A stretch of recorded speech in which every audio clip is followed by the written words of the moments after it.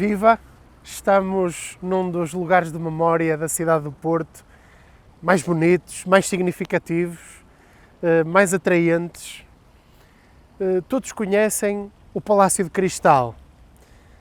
Aquele que aqui está, que é o Pavilhão dos Desportos, aquele que já cá esteve antes, no século XIX, que estão a ver uma imagem icónica de uma construção que é inesquecível.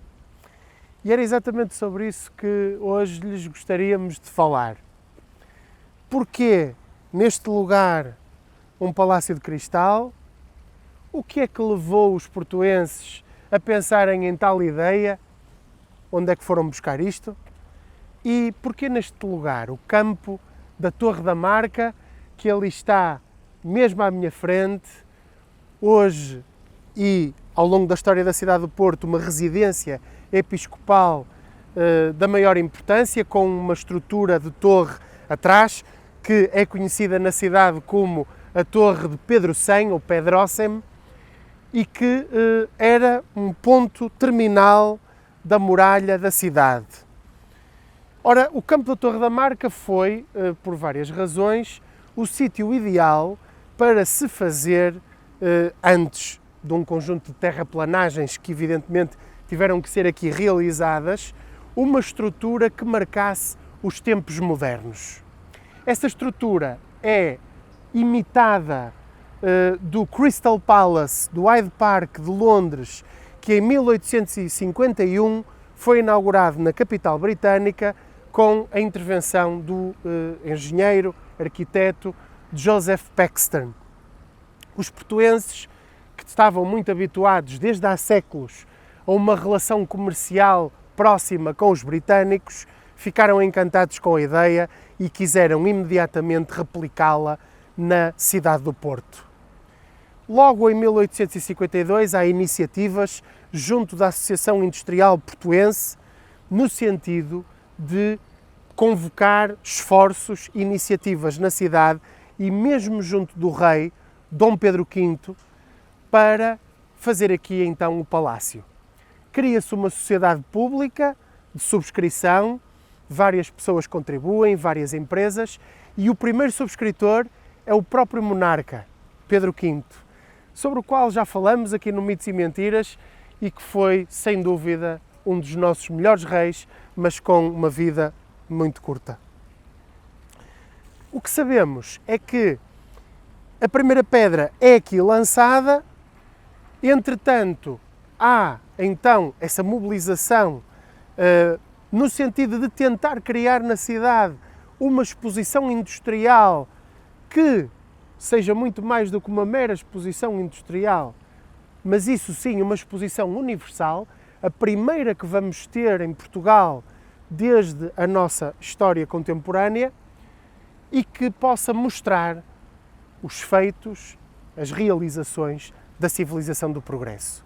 Por isso, uma estrutura de ferro, aço e vidro seria aqui o melhor elogio ao desenvolvimento comercial, industrial do Porto. Entretanto, sob a estrutura propriamente dita, vamos ver aqui alguns documentos que nos vão enquadrar no edifício. Temos uma nave central, 2 torreões laterais e temos toda uma estrutura de 150 metros de comprimento e mais de 70 metros de largura. Dentro dela realizaram-se ao longo de praticamente um século, porque a estrutura sobreviveu até 1951, a altura em que, tragicamente, depois de vários incêndios, depois de várias tragédias que sofreu, ter sido demolido e, infelizmente, vandalizado. Posso inclusivamente dizer-lhes que o órgão de tubos lindíssimo que comportava foi destruído à machadada, infelizmente. Isto também nos faz refletir, caras e caros amigos, sobre o que é que nós, cidadãos, enquanto agentes defensores do património, temos que fazer. Entretanto, o projeto é de Thomas Dillon Jones, portanto é um projeto claramente à inglesa, e isso não é de estranhar, dentro, como vos disse, desta grande estrutura da qual estamos a ver, a passar alguns documentos. Realizaram-se exposições agrícolas, exposições industriais e a famosa exposição colonial portuguesa de 1934, que o regime salazarista, na altura, aproveitou para ser um grande ato propagandístico dos valores imperialistas do Império e da qual ainda temos dessa exposição colonial um monumento que conhecem bem, que é o Monumento ao Esforço Colonizador, que está na Praça do Império, no fundo da Avenida Marechal Gomes da Costa. É exatamente, e estava aqui, neste edifício do Palácio de Cristal. Portanto, uma história longa, como veem, vivida, forte, intensa, mas que, infelizmente, depois de tantas vidas, depois de máquinas, veículos, pessoas e tanto bulício, infelizmente o edifício não resistiu.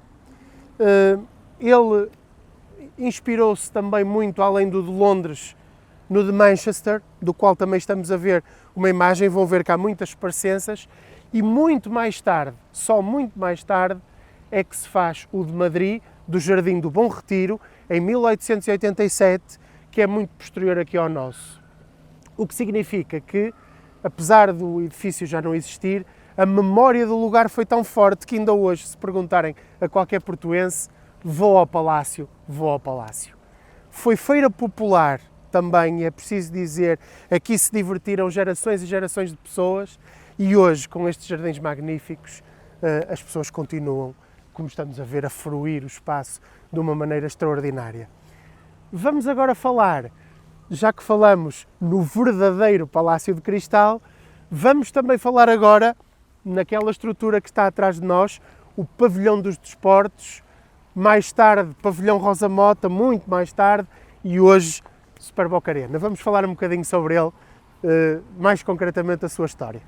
Entretanto, falávamos que em 1951 a estrutura do Palácio de Cristal infelizmente desapareceu e a Câmara Municipal do Porto entendeu construir aqui um edifício dedicado à atividade desportiva e várias atividades recreativas.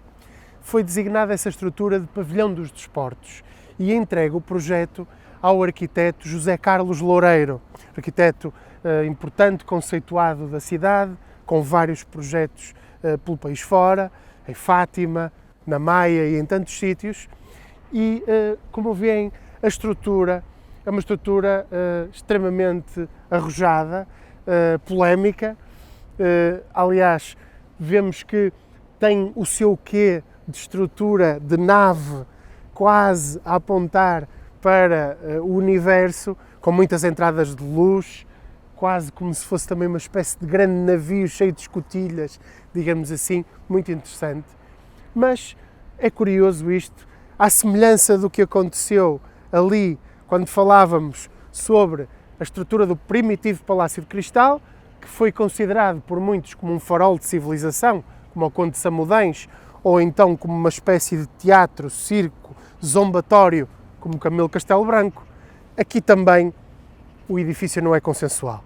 Mas isto faz parte da cidadania patrimonial, do posicionamento que as pessoas têm face àquilo que é a herança cultural do passado, mas hoje o edifício está aberto e dinâmico como espaço multiusos, onde anteriormente se realizaram, por exemplo, eventos como o Campeonato Mundial de Hóquei em Patins, que foi o primeiro grande evento aqui realizado neste edifício. Estão a ver imagens e registros desse momento histórico. Como sabem, a seleção portuguesa de hóquei em patins é uma das mais fortes do mundo e aqui também se realizaram jogos de basquetebol, jogos de outras modalidades, comícios políticos. Aliás, houve aqui um célebre congresso do CDS também na altura quente da época revolucionária e, portanto, é um lugar privilegiadíssimo de encontros. As pessoas estão aqui a passar junto de nós,